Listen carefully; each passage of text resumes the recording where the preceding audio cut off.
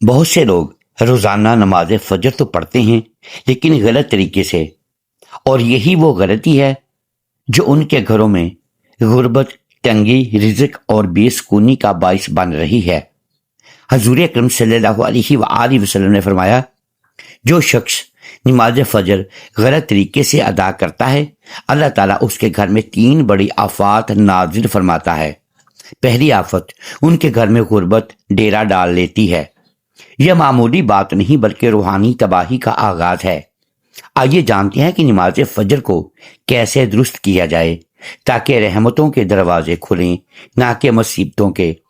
مکمل نماز کا طریقہ جاننے کے لیے ویڈیو کو آخر تک ضرور دیکھیں۔ بسم اللہ الرحمن الرحیم۔ السلام علیکم ورحمۃ اللہ وبرکاتہ۔ محترم ناظرین، بہت سے لوگ نماز فجر غلط پڑھتے ہیں۔ جی ہاں، ایک تحقیق کے مطابق 99% لوگ فجر کی نماز میں ایسی غلطیاں کرتے ہیں جن کا انہیں اندازہ تک نہیں ہوتا۔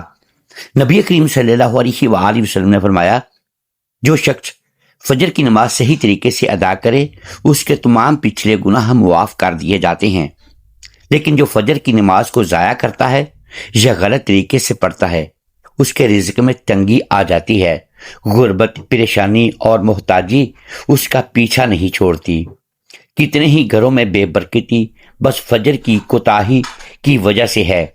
کیا واقعی فجر صحیح پڑھ رہے ہیں؟ آج کی ویڈیو میں ہم سیکھیں گے فجر کی نماز کا وہ مسنون طریقہ جس سے نہ صرف گناہ معاف ہوتے ہیں بلکہ رزق کے دروازے بھی کھلتے ہیں۔ ایک مرتبہ نبی کریم صلی اللہ علیہ وآلہ وسلم نے فجر کی نماز کے بعد صحابہ کرام رضی اللہ تعالی عنہ سے فرمایا کہ آج رات ایک عجیب بات ہوئی، کیا تم میں سے کسی نے خواب دیکھا ہے؟ صحابہ نے عرض کیا، نہیں یا رسول اللہ صلی اللہ علیہ وآلہ وسلم۔ تو آپ صلی اللہ علیہ وآلہ وسلم نے فرمایا کہ میں نے خواب میں 2 فرشتوں کو دیکھا جو میرے پاس آئے اور انہوں نے کہا، آؤ ہم تمہیں ایک منظر دکھاتے ہیں۔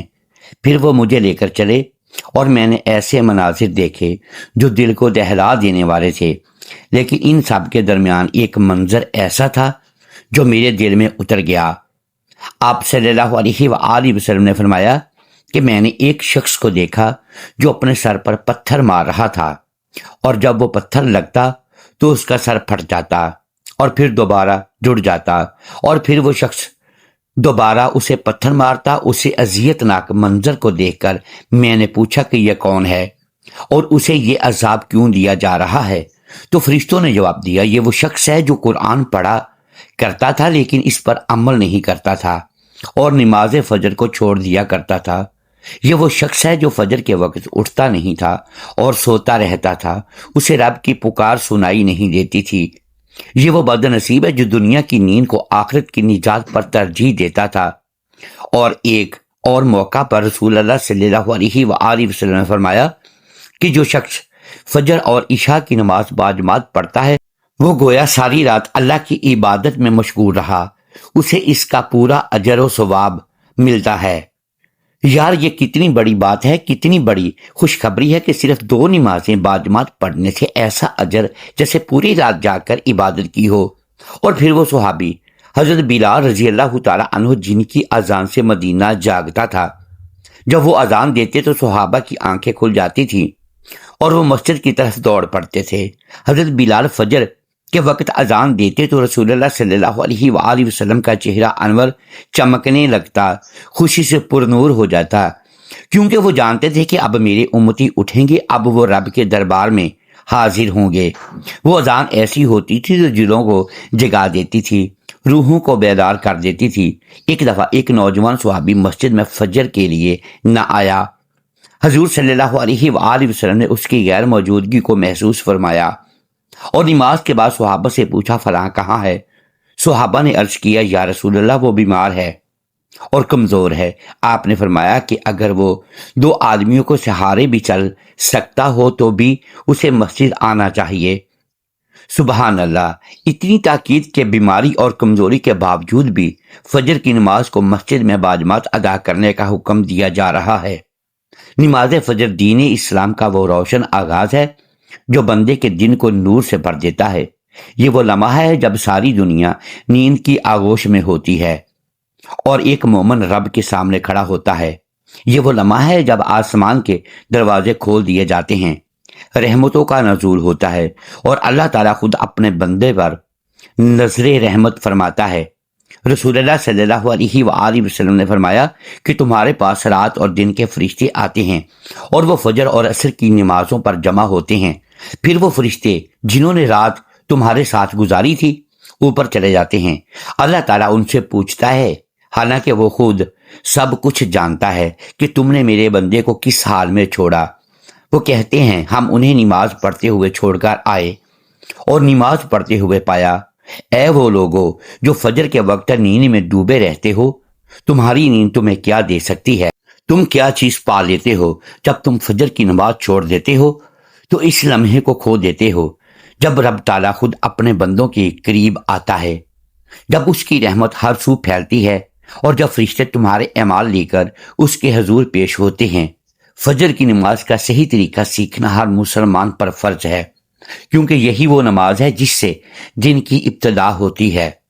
یہی وہ نماز ہے جس سے بندہ اپنے رب کے سامنے حاضر ہو کر گویا یہ کہتا ہے کہ یا اللہ، میں نے ساری رات سو کر گزار دی، لیکن اب میں حاضر ہوں تاکہ تیرا حکم بجا لاؤں۔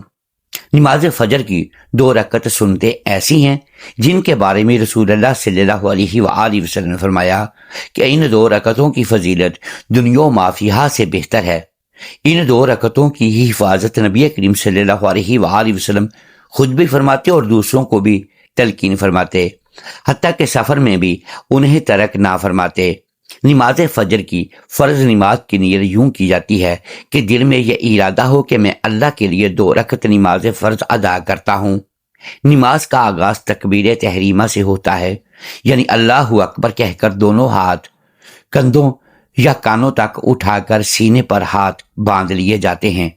پھر ثنا یعنی سبحانک اللہم و بحمدک پڑھی جاتی ہے۔ اس کے بعد سورہ فاتحہ پڑھی جاتی ہے جو ہر رکعت میں فرض ہے۔ اس کے بعد کوئی اور سورت یا کم از کم 3 آیات قرآن مجید سے پڑھی جاتی ہیں۔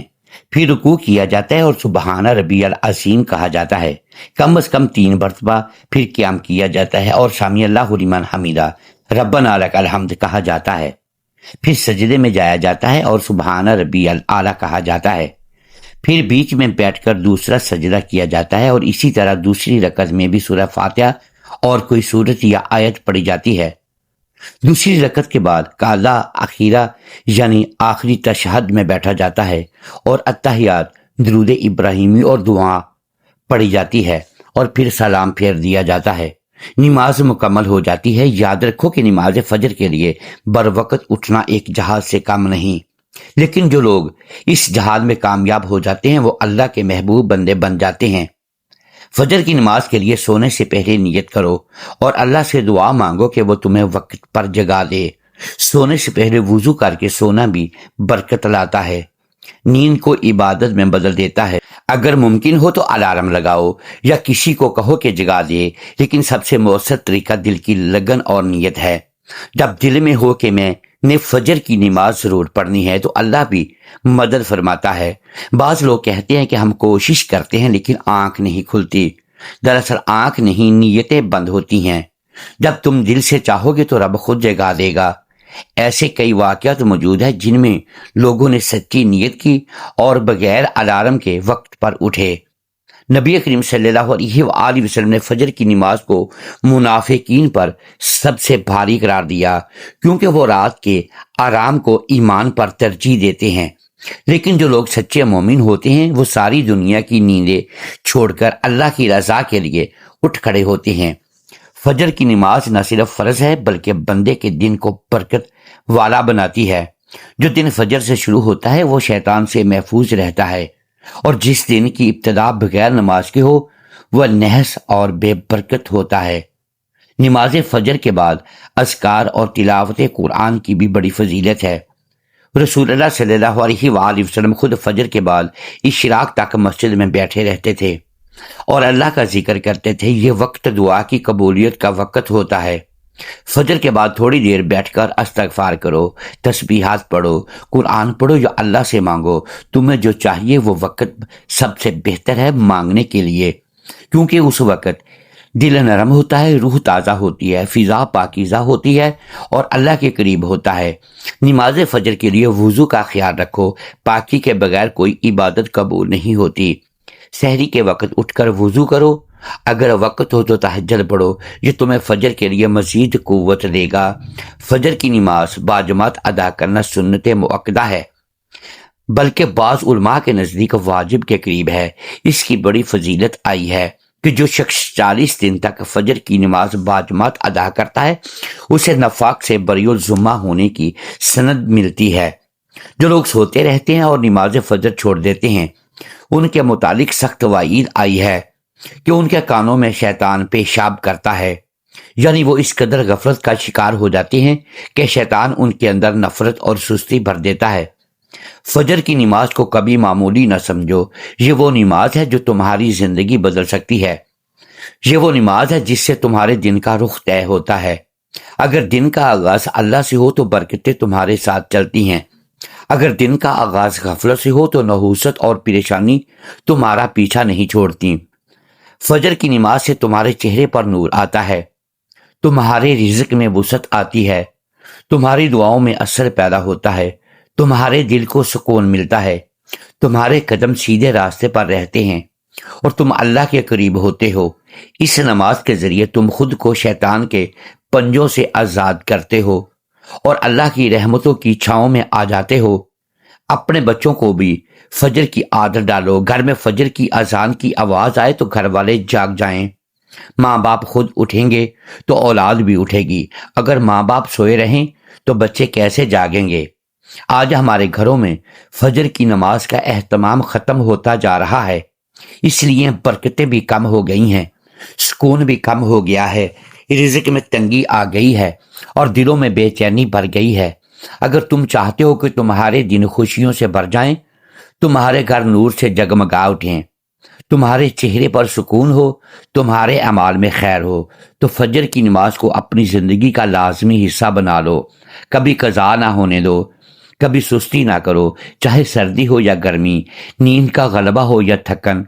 याद रखो कि जन्नत की राहें इन्हीं कदमों से तय होंगी जो फजर के लिए उठते हैं।